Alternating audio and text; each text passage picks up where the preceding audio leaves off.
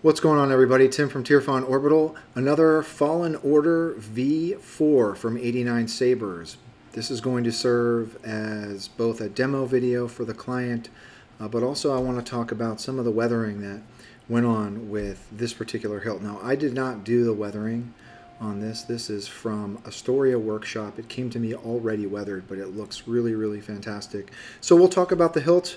We'll talk about how to use it. I will go over my chassis because this is a little bit of a different chassis design for this particular build than my previous 89sabers Fallen Order, in that this one is a Proffie build, but it also has a shine through the broken pommel. So without further ado, let's talk about it, right? So here it is. This is the Fallen Order V3 from 89sabers. It came to me already weathered from Astoria Workshop. It looks really, really fantastic. I'm really, really liking this dirt and rust that's along the bottom of this broken pommel section. We've got some broken wires here. What I do appreciate about the new 89 Fallen Order broken pommel pieces is that they do have venting.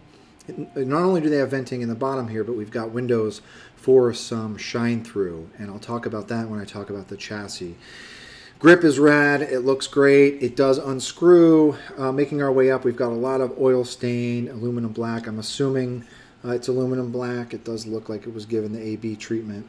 I think Astoria Workshop also did some work on these greebly pieces around both sides of the emitter. There's some real wires that are in those greeblies. Just a great looking hilt, in my opinion. Like, I think that this version comes from 89 stock with that weird, like, blue gunmetal anodization, and I just don't like that.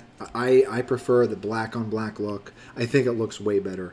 There is a regular unbroken piece to this particular kit as well, and Astoria Workshop also weathered that and got rid of that blue anodize. It looks great. Love it. Love the way it looks. So let's talk about the chassis really quick. So making our way down, I designed this chassis as I usually do in Fusion. Okay, we've got a bunch of greebly work around the outside. I did have room for a kill switch. This is where the Proffie board sits. I make my wire management through some openings in the bottom here. Now, I did not attach the speaker to this chassis. So the speaker is not built into the chassis, rather.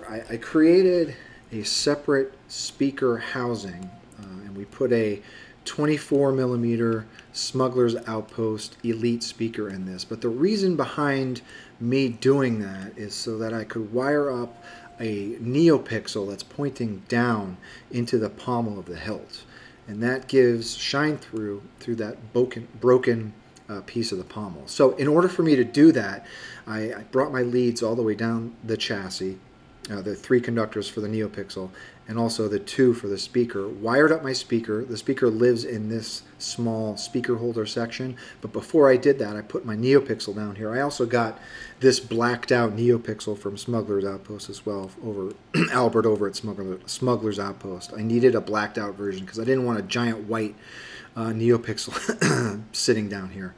So we've got a black neopixel pointing down, wired that up, hid my conductors for that along the side of the speaker, put my speaker in, they all live in here, wired them up, and then I took that piece and it just marries up into the hilt, and it's just glued into the hilt, just like that. So plenty of room to get both grips on. However, when you've got that broken grip section, let's come down. When you've got the broken grip piece screwed on, you get shine through the bottom, and we'll talk about that right now. So to use your hilt, let's go back to the top section. So to use your hilt, you want to unscrew your grip, pull your grip off. I already had a battery in here. So there is a kill switch down here. Put your battery in. You want to make sure that the battery is negative side down. So there's a spring here. Sorry, there's a spring here. This is the negative side, so that spring, or the negative side, points towards the speaker. So you want to take the flat part of your battery, lay it down in your tray. So that was already on.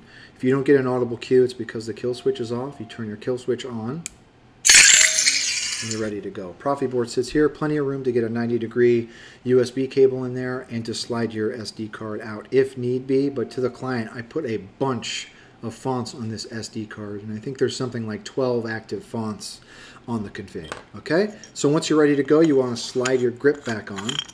Let's come down to the bottom. Slide your grip on, make sure it's nice and tight, and you're ready to go. This larger button around front here is your main. The small brass button around back is your aux.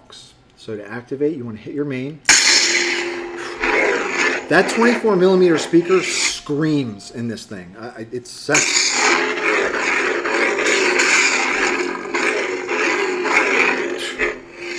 sounds fantastic. There's great resonance in here. So there's that shine through on the broken pommel piece, and when it's activated, you've got some sparking effect in there. Okay, so let's talk about how to use the hilt.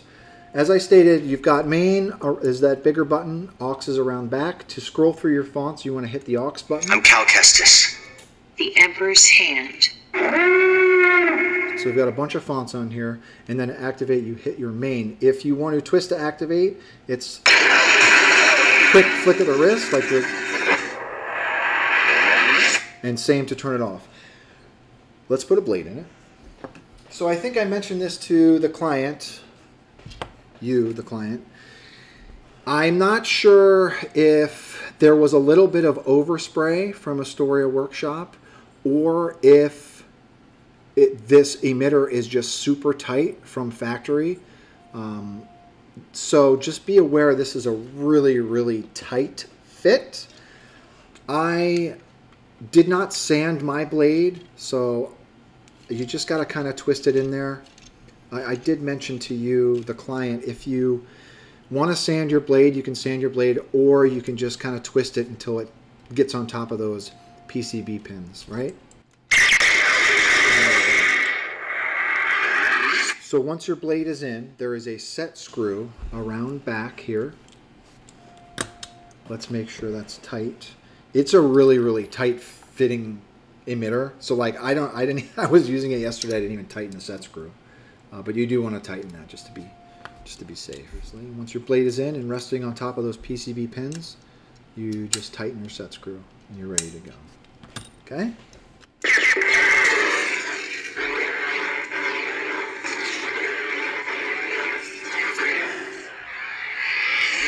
Hit aux.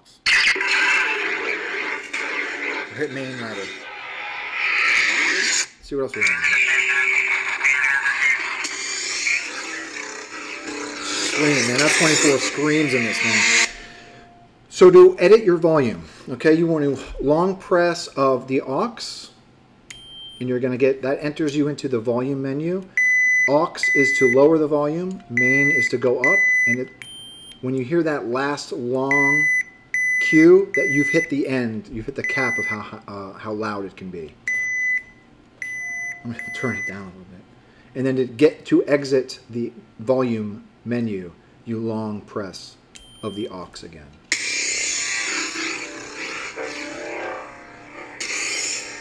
So I did put color wheel on the majority of the fonts in this config. To change your color, you want a long press of your aux, or hold it down and press main. You're going to get a little cue, and then you rotate your hilt to find a color you want, and when you do that button combination again, and you'll hear an audible cue. So here, let's see if we can do it. And then as you twist the hilt, it'll scroll through the entire color spectrum. To lock it in, you hold aux again and tap main.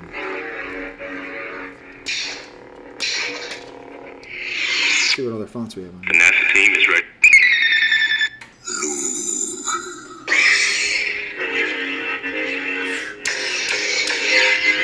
To activate lockup, you want to hold down aux while you are clashing. And of course, your blaster fires all work. You can play a soundtrack While the blade is off, if you long press main and release, to turn that off, you long press again and release. And that's different for every font. I don't typically edit those too much because I don't listen to the soundtracks. You're in fire. So again, to go into that color wheel, just hold down aux and tap main, and then just find what color you want.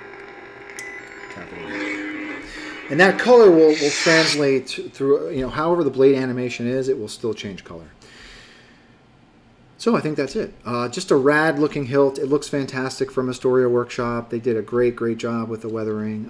I really dig that shine through on the bottom there. And obviously you won't get that with the other grip, but actually I think you can. Let's see. Let's see about some shine through on this other grip.